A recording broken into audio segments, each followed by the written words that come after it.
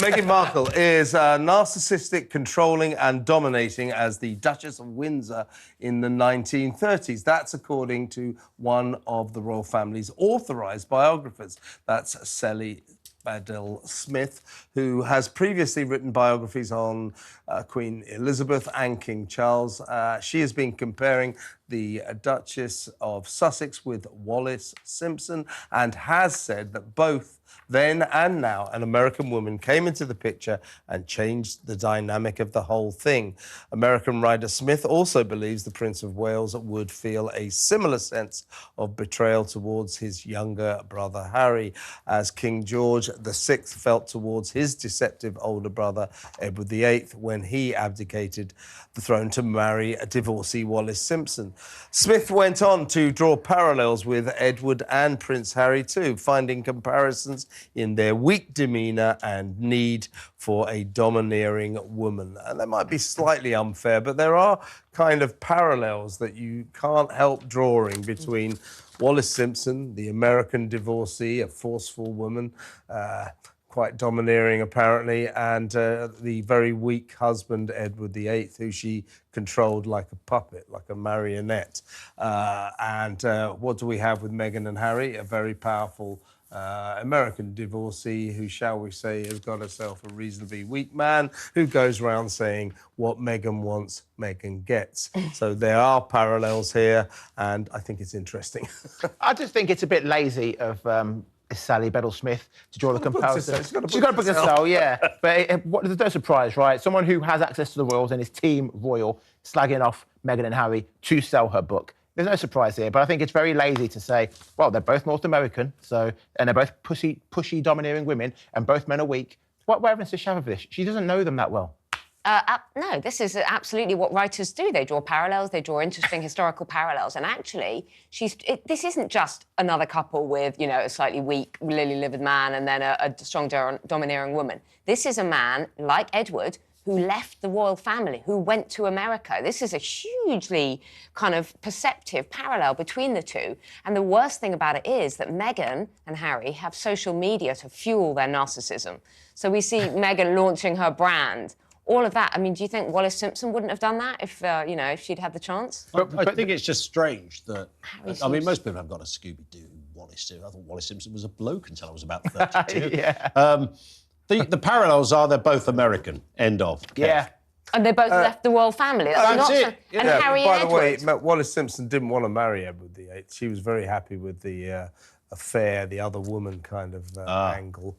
But Edward VIII was determined to make her queen, and if he couldn't have her as queen, would go off with her, which is what she did. You should be writing the next biography, Ken. I know a lot about these people. amazing. I don't know why. I agree. I think there are parallels. And, you know, and clearly the fact that, you know, we've had sort of Megxit, which was similar to the way that, you know, Edward and Wallis went into exile in France and so on, and had to, you know, really struggled for money and had and were considered to be very sort of vulgar and gauche because they were worrying about where they, you know, how they were going to pay their bills.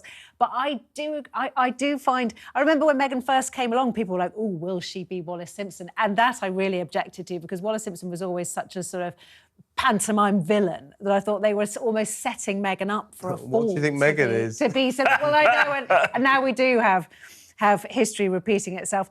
Now, talking about you know, putting history onto the small screen, of course, we're all on the edge of our seat for the new movie about the Andrew interview, aren't we? The Newsnight interview. Yeah. Scoop. Scoop, exactly. It's called Scoop. So a brand new trailer for Scoop has dropped. Of course, it stars Gillian Anderson, Keeley Hawes, Billy Piper and Rufus Sewell. I mean, that is a hell of a cast, I must say. It's out on the 5th of April, so not long to wait now. Let's have a quick look at the trailer. With respect, you know how people see you. Spell it out. Brandy, Andy. With respect. Everything's changed. The FBI are raiding Epstein's home. You can't stay silent. Self-storing room, 2 chairs, 6 feet apart. It's like a Western. Make no mistake, if we don't get the tone right, the story won't be him. It'll be us. Oh, well, it's got me. I quite want to watch it. I No, think I've it done the looks very really good. opposite. The minute that Randy Andy line, which clearly didn't happen, that's it. Like, straight away, it's like a I parody. wish I was there. I wish I was Billy Piper or parody. Sam McAllister at that point.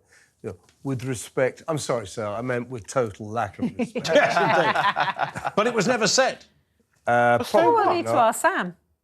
What do you mean, so what? It's meant to... I thought I was going to be watching something that replicated with real accuracy. And the minute somebody goes that far with licence, I'm sure it came up in a roundabout kind of way, the perception people have of you. But I bet you that line was never said. So straight away, I'm out. Well, do we know? It's getting one fish. Did Sam McAllister say it didn't happen? Is it in her book? I don't know. I haven't read it. I'm assuming that conversation. But if what did happen, then you're in, yeah? Oh, If it did happen, I'm well. You're in. I'm Team Sam all the way. But I don't like that level of licence being I'm used Team on Randy something that Andy. is so serious, and I'm meant to be watching it as a very good dramatisation of something that actually happened.